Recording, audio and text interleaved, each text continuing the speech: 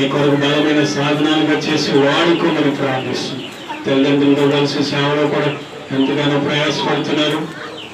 పిల్లలిద్దరికైనా గొప్ప ప్రతిఫలాన్ని మీరు దాయించి మీ సహోదరి కుటుంబాన్ని నానాటికి మీరు ఆస్వాదించి అభివృద్ధిలోకి నడిపించి సహాయం చేయమని కేక్ కట్ చేస్తున్నదా మీ కృప తోడుగా ఉంచమని యేసునామములో నడుచున్నాము తండ్రి.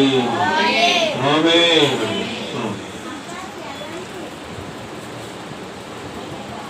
మరోసారి అందరూ చప్పట్లు కొడదామా?